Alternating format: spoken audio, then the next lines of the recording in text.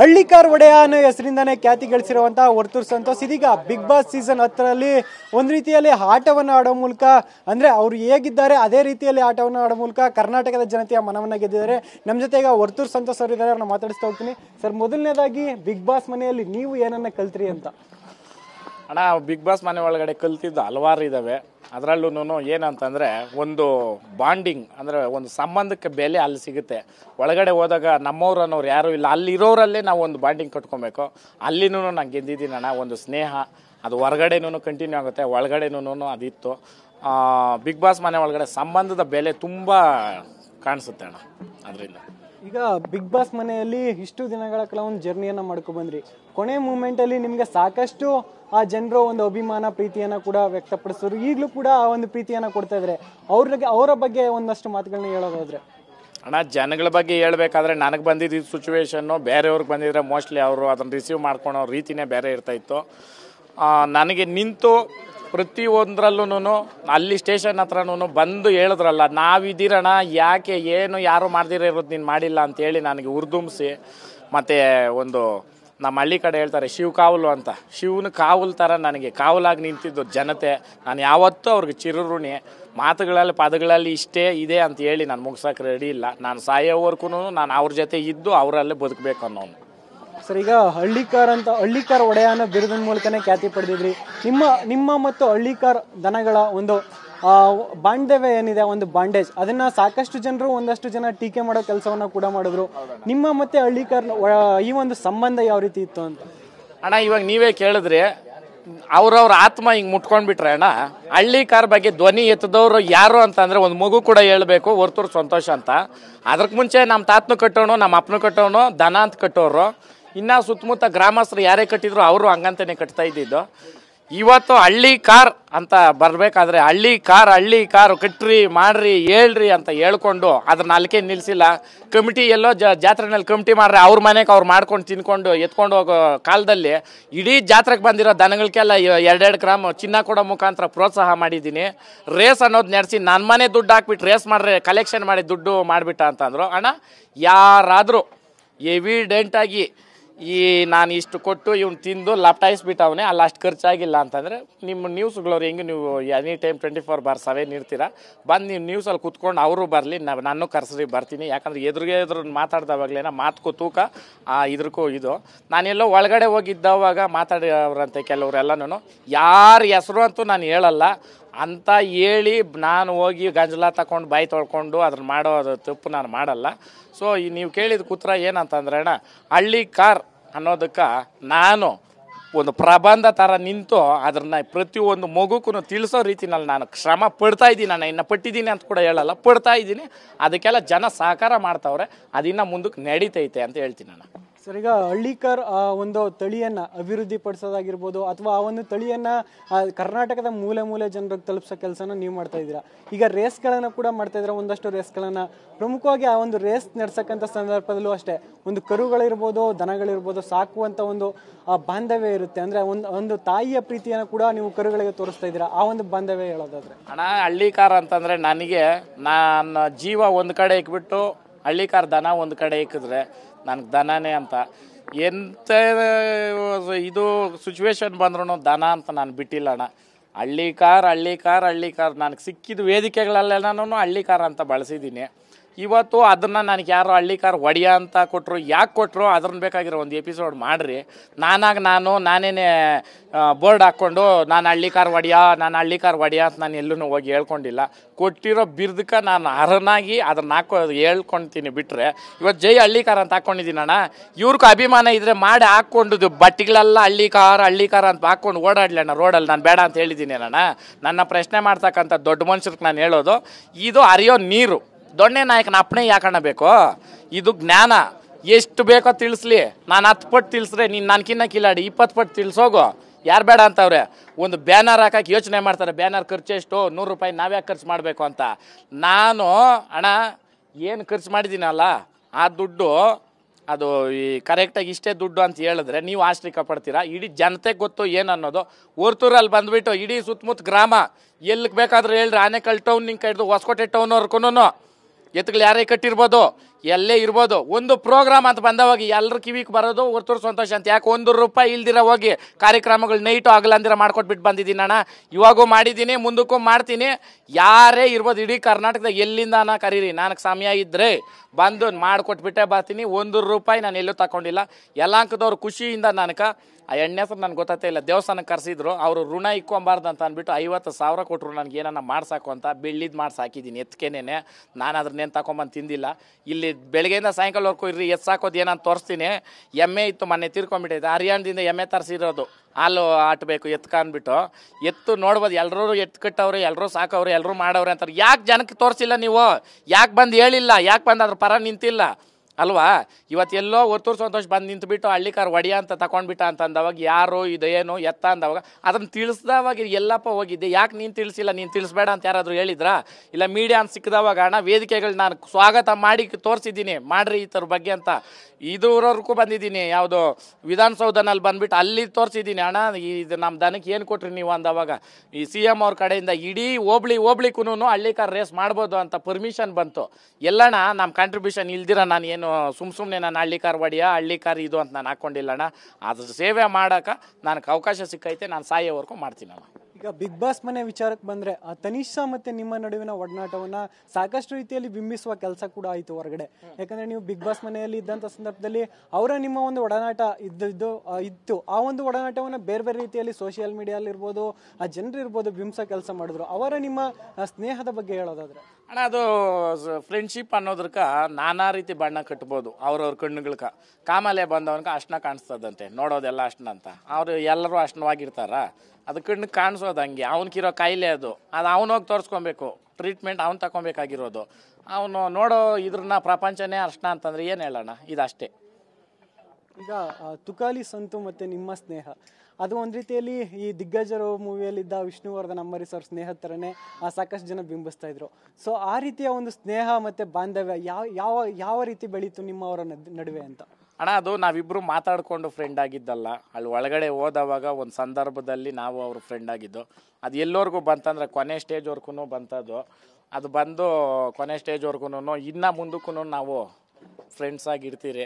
Friends ಅನ್ನೋದಕ್ಕೆ ಒಂದು brotherly ಒಂದು ಇದು ಫೀಲಿಂಗ್ ಅಣ್ಣ ನಮ್ಮದು ಅವ್ರದ್ದು. ಅವ್ರಿಗೆಲ್ಲೋ ಏನೋ ಆಗ್ತಾಯಿದ್ರೆ ನಾನು ಹೋಗಿ ನಿಂತಿರ್ತೀನಿ, ನನಗೆಲ್ಲೋ ಏನೋ ಆಗುತ್ತಂದ್ರೆ ಅವ್ರು ಬಂದು ನಿಂತಿರ್ತಾಯಿದ್ರು. ಅದು ಅದಕ್ಕೆ ಬೆಲೆನೇ ಇಲ್ಲ ಬಿಡೋಣ. ನಮ್ಮಿಬ್ಬರು ಫ್ರೆಂಡ್ಶಿಪ್ಪು ಅಷ್ಟು ಪ್ಯೂರ್ ಆಗಿತ್ತು.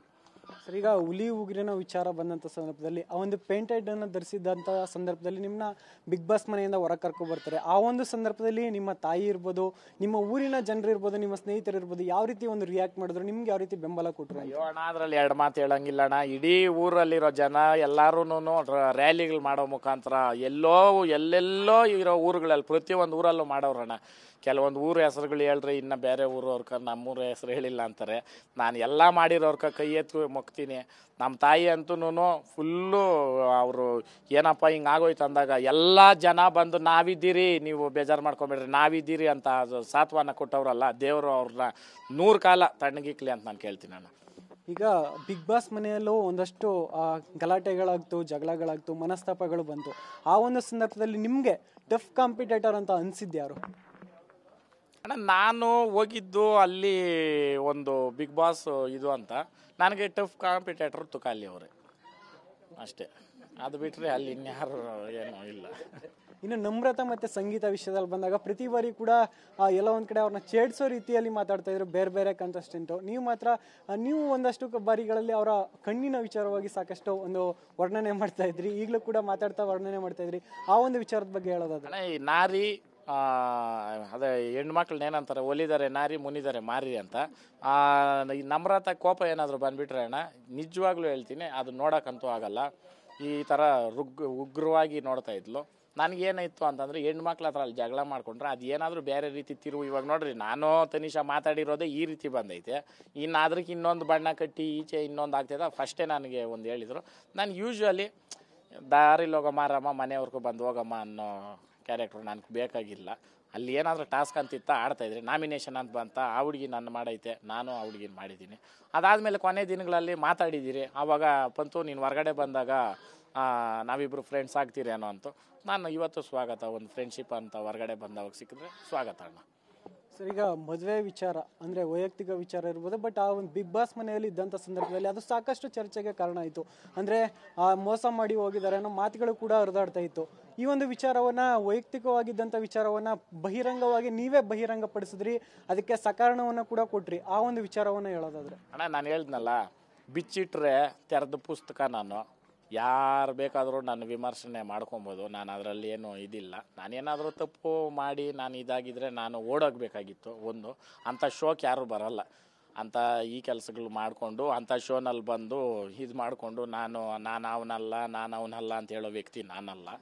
ನಾನು ಎಲ್ಲಿನೂ ಇನ್ನೊಂದು ವೈಯಕ್ತಿಕ ವಿಚಾರಗಳು ಅಂತ ಬಂದಾಗ, ವೈಯಕ್ತಿಕ ವಿಚಾರ ಅಂತಂದ್ರೆ ಏನು, ಪರ್ಸ್ನಲ್ ಅಂತಂದಾಗ ಪಬ್ಲಿಕಲ್ಲಿ ಅದು ಎಷ್ಟು ಮಾತ್ರ ಪ್ರಶ್ನೆಗೆ ನಾನು ಉತ್ತರ ಕೊಡಬೇಕು ಅನ್ನೋದು ನನಗೆ ಗೊತ್ತಿಲ್ಲ. ಸೊ ಅದಕ್ಕೆ ನಾನು ನಮ್ಮ ದೊಡ್ಡವ್ರು ಏನೋ ಹೇಳಿದ್ರೆ ಅದ್ರ ಮುಂದಿನ ಇದರಲ್ಲಿ ಹೇಳ್ತೀನಿ ನಾನು. ಸರ್, ಈಗ ಬಿಗ್ ಬಾಸ್ ಮನೆಯಲ್ಲಿ ಕಿಚ್ಚ ಸುದೀಪ್ ಅವರು ಕೂಡ ಬರ್ತಾ ಇದ್ರು ವಾರ. ಅವರು ಕೂಡ ನಿಮ್ಮನ್ನ ವರ್ತೂರವರೇ ಅಂತಲೇ ಒಂದು ಬಹುವಚನದಲ್ಲೇ ಮಾತಾಡಿಸ್ತಾ ಇದ್ರು. ಮತ್ತು ಅಂಥ ಒಂದು ಸೆಲೆಬ್ರಿಟಿಯ ಜೊತೆಯಲ್ಲಿ ನಿಮ್ಮನ್ನು ಮಾತುಕತೆಗೆ ಕರೆದಂಥ ಸಂದರ್ಭದಲ್ಲಿ ನಿಮ್ಗಾದ ಅನುಭವಗಳೇನು ಅಂತ? ಅಣ್ಣ, ಅದರಲ್ಲಿ ಎರಡು ಮಾತಿಲ್ಲ ಅಣ್ಣ. ಅವರು ಎಷ್ಟು ಅಂದರೆ ಅಣ್ಣ, ನಾವು ಒಂದೊಂದು ಎಪಿಸೋಡ್ ಆಗಬೇಕಾದ್ರೂ 4-5 ಸಲ ರೆಸ್ಟ್ ರೂಮ್ಗೆ ಹೋಗಿ ಬರೋದು, ಮತ್ತು ಹಿಂಗೆ ಎದ್ದು ಬಂದು ಮಲಗೋದು, ಅದೆಲ್ಲ ಮಾಡ್ತಾಯಿದ್ರು. ಅವ್ರು ಎಷ್ಟು ಅಣ್ಣ, ಆ ಎಪಿಸೋಡ್ ಆಗೋವರೆಗೂ ನಿಮ್ಗೆ ಎಷ್ಟು ಗೊತ್ತೋ ಇಲ್ಲೋ ಒಂದು ಹತ್ರನೂ ಕುತ್ಕೊಂಡಿರೋ ಎಪಿಸೋಡ್ ಮಾಡ್ತಾಯಿದ್ದಿದ್ದು. ಹ್ಯಾಟ್ಸ್ ಆಫ್ ಅಣ್ಣ ಅವ್ರಿಗೆ. ಅವರು ಬಂದು ಹೇಳ್ತಕ್ಕಂಥ ಮಾತಿರ್ಬೋದು, ಸ್ಫೂರ್ತಿದಾಯಕವಾಗಿರ್ಬೋದು. ಒಬ್ಬರನ್ನ ಏನೋ ಒಂದು ಹೇಳ್ತಾವ್ರೆ ಅವ್ರ ಬಗ್ಗೆ ಅಂತಂದವಾಗ ಅದು ನಾವು ತಪ್ಪಾಗಿ ತಿಳ್ಕೊಬಾರ್ದು. ಅದು ಅವ್ರು ಕೊಡೋ ಎಚ್ಚರಿಕೆ. ಅದು ನಾನು ಅವ್ರ ಮಾತನ್ನ ನಾನು ತುಂಬ ಗೌರವಿಸ್ತೀನಿ ನಾನು. ಬಿಗ್ ಬಾಸ್ ಮನೆಯಲ್ಲಿ ಒಂದಷ್ಟು ಸ್ಪರ್ಧಿಗಳು ಮುಖವಾಡವನ್ನು ಹಾಕೊಂಡು ಆಟ ಆಡ್ತಾರೆ ಅನ್ನೋ ಮಾತುಗಳು ಕೂಡ ಹರಿದಾಡ್ತಾ ಇತ್ತು. ಆ ರೀತಿ ನೋಡೋದಾದ್ರೆ ನಿಮ್ಮ ಪ್ರಕಾರ ಯಾರೆಲ್ಲ ಒಂದು ರೀತಿ ಮುಖವಾಡಗಳನ್ನ ಧರಿಸ್ಕೊಂಡಿದ್ರು ಅಂತ? ಅಣ್ಣ, ನಾನಂತೂ ಮುಖವಾಡ ಹಾಕಿಲ್ಲ. ಬೇರೆಯವ್ರು ಹಾಕಿದ್ರೇನೋ ಅವ್ರ ಮುಖವಾಡ ನಾನು ನೋಡಿಲ್ಲಲ್ಲ ಈಚೆ. ಆ ಥರ ಇದ್ರು ಅಂದಿದ್ರೆ ನಾನು ಹೇಳ್ಬೋದಾಗಿತ್ತು, ಇವ್ರು ಹಿಂಗೆ ಅವ್ರೆ ಅಂತ. ಆಟಕ್ಕೋಸ್ಕರ ಆಡೋರೇನೋ ನನಗೆ ಗೊತ್ತಿಲ್ಲ ಅಣ್ಣ ಅದ್ರ ಬಗ್ಗೆ.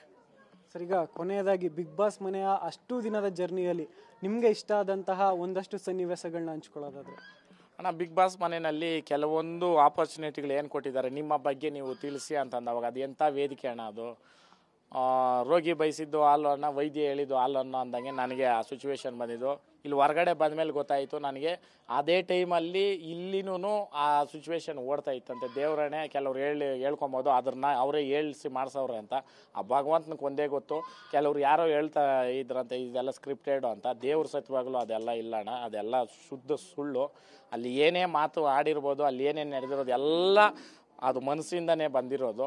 ಮತ್ತು ನಾನೇನು ಹೇಳ್ತೀನಿ ಅಂತಂದರೆ, ಒಂದು ಪಬ್ಲಿಕ್ ಇದರಲ್ಲಿ ನಿಂತ್ಕೊಂಡು ನನ್ನ ತನ ಅಂತ ಬಂದವಾಗ ನಾನು ಮಾತಾಡಿರೋ ಮಾತು ಎಳ್ಳಷ್ಟು ಏನಾದರೂ ಸುಳ್ಳಿದ್ರೆ ನಾನು ಇಲ್ಲೋರ್ಗೂ ನಡ್ಕೊಂಬಂದಿರೋದೆಲ್ಲ ಸುಳ್ಳೆ ಅಂತ ನಾನು ಹೇಳ್ತೀನಿ ನಾನು. ಸರ್, ಈಗ ಹಳ್ಳಿಕರ್ ರೇಸನ್ನು ಕೂಡ ಆಯೋಜನೆ ಮಾಡ್ತಾ ಇದ್ದೀರಾ. ಆ ಒಂದು ರೇಸ್ಗೆ ಕಿಚ್ಚ ಸುದೀಪ್ ಅವರು ಕೂಡ ಬೆಂಬಲ ಕೊಡ್ತಾ ಇದ್ದಾರೆ. ಆ ಒಂದು ರೇಸ್ ಯಾವ ರೀತಿ ನಡೆಯುತ್ತೆ, ಆ ಜನರಿಗೆ ಏನು ಹೇಳ್ತೀರಾ ಹಳ್ಳಿಕರ್ ತಳಿಗಳ ಬಗ್ಗೆ ಅಂತ? ಅಣ್ಣ, ಹೋದ ವರ್ಷ ನಾವು ರೇಸ್ ಮಾಡಿ ಯಶಸ್ವಿಯಾಗಿ ಸಕ್ಸಸ್ಫುಲ್ ಮಾಡಿದಿರಿ. ಈ ವರ್ಷ ಹೆಂಗೆ ಮಾಡ್ತೀನಿ ರೇಸ್ ಅಂತಂದ್ರೆ ಅಣ್ಣ, ₹1 ದುಡ್ಡು ನಾನು ಕೈಗೆ ತಗೊಳಲ್ಲ. ರೇಸ್ ಮಾಡಬೇಕಂದ್ರೆ ಸುಮಾರು ದುಡ್ಡು ಖರ್ಚಾಗ್ತೈತೆ. ಅದು ಹೆಂಗೆ ಮಾಡ್ತೀನಿ ಅನ್ನೋದು ನೀವು ರೇಸಲ್ಲ ಆದಮೇಲೆ ಬಂದು ಇಂಟರ್ವ್ಯೂ ಮಾಡಿರಿ, ನಿಮ್ಮ ಪುತ್ರ ಸಿಕ್ಕಿರ್ತದೆ. ಕೆಲವರು ಹೇಳಿದ್ರು ಗೋಣಿ ಚೀಲದಲ್ಲಿ ತುಂಬ್ಕೊಂಬಂದಂತೆ, ಇನ್ನು ಕೆಲವು ಅಕೌಂಟ್ಗೆ ಟ್ರಾನ್ಸ್ಫರ್ಗಳಾಗೋಗಿದ್ವಂತೆ. ಮೋಸ್ಟ್ಲಿ ಇದಕ್ಕೆ ಮುಂಚೆ ನಾವು ತಿರ್ಬೋಕಿಗಳಾಗಿ ಬದುಕಿದ್ರೆ ಅವ್ರ ಕಣ್ಣಕ್ಕೆ. ಅವತ್ತಿಂದನೂ ಚಿಕ್ಕತಿಪ್ಪಣ್ಣವ್ರ ಮನೆ ಅನ್ನ ಹಾಕಿರೋ ಮನೆಯೇ. ಇವತ್ತು ವರ್ತೂರು ಸಂತೋಷ ಆಗಿ ನಾನಿರೋದು, ನಾನು ಸಾಯೋವರೆಗೂ ಅನ್ನ ಹಾಕೋ ಮನೆಯೇ. ಅನ್ನ ಹಾಕೋ ಮನೆ ಗೊಬ್ಬರ ಚೆಲ್ದುವಲ್ಲ ಯಾವತ್ತೂ ಕೆಡಲ್ಲ. ನಾವು ಮಾಡ್ದಿರೋದೆಲ್ಲ ಅವ್ರು ಮಾಡಿರೋದ್ರನ್ನ ತಗೊಂಬಂದು ನಮ್ಗೆ ಕೋತಿ ಬಾಳೆಹಣ್ಣು ತಿಂದು ಮೇಕೆ ಮೂತಿ ಕೂಜಿತು ಅನ್ನೋ ನ್ಯಾಯ ಮಾಡೋಕ್ಕೆ ಬಂದರು. ಲಾಸ್ಟ್ಗೆಲ್ಲೋ ಅವರೇ ನೋಡ್ಕೊಂಬಿಟ್ರು. ಅದಕ್ಕೆ ನಾನು ಏನು ಹೇಳ್ತೀನಿ ಅಂತಂದರೆ, ಇನ್ನೊಬ್ಬರು ನಾವು ಅನ್ನೋಕ್ಕಿಂತ ಮುಂಚೆ ನಾವೇನು ಅಂತ ತಿಳ್ಕೊಳ್ಬೇಕು. ಅದಕ್ಕೋಸ್ಕರ ಈ ರೇಸ್ಗೆ ಸಿದ್ಧತೆಗಳು ನೀವು ಕೇಳ್ದಂಗೆ ವಿಭಿನ್ನವಾಗೈತೆ ಅಣ್ಣ. ಸ್ಪೆಷಲ್ ಈ ಸಲ ಏನು ಹ್ಯಾಪಿ ಬಿಗ್ ಬಾಸ್ಗೆ ಹೋಗಿ ಬಂದಿದ್ದೀನಿ, ಆ ರೀತಿ ರೇಸಲ್ಲೂ ಸ್ಪೆಷಲ್ಲಾಗಿನೇ ಹ್ಯಾಪಿ ರೇಸ್ ಅಂತ ಮಾಡ್ತೀನಿ ಈ ಸಲ. ಸರ್, ಈಗ ಬಿಗ್ ಬಾಸ್ನ ಒಂದು ಸ್ಪರ್ಧೆಯಲ್ಲಿ ಭಾಗವಹಿಸಿ ಬಂದ ಬಳಿಕ ಒಂದು ಅಭೂತಪೂರ್ವವಾದ ಬೆಂಬಲ ಸಿಕ್ತು ನಿಮಗೆ. ಅಲ್ಲಿದ್ದಾಗಲೂ, ಮನೆಯಲ್ಲಿದ್ದಾಗಲೂ ಅಷ್ಟೇ ಬೆಂಬಲ ಸಿಕ್ತು, ಮನೆಯಿಂದ ಹೊರ ಬಂದಾಗಲೂ ಕೂಡ ಅದೇ ರೀತಿ ಬೆಂಬಲ ಸಿಕ್ತು. ನಿಮ್ಮ ಅಭಿಮಾನಿಗಳಿಗೆ ಏನು ಹೇಳಕ್ಕೆ ಇಷ್ಟಪಡ್ತೀನಿ? ನನ್ನ ಅಭಿಮಾನಿಗಳಿಗೆ ನಾನು ಅದೇ ಹೇಳೋದು, ಬಿಗ್ ಬಾಸ್ ಮನೆ ಒಳಗಡೆ ನೋಡಿ ಎಂಜಾಯ್ ಮಾಡ್ತಾಯಿದ್ರು. ಅದಾದಮೇಲೆ ವರ್ತೂರು ಹಣ್ಣು ಎಲ್ಲೋ ಸಿಕ್ಕಲ್ಲ ಅಂತಂದರೆ ದಯವಿಟ್ಟು ಅದು ತಿಳ್ಕೊಂಬೇಡ್ರಿ. 24/7 ಮನೆ ಹತ್ರ ಇದ್ದರೆ ಇಲ್ಲಿ ಸಿಗ್ತೀನಿ.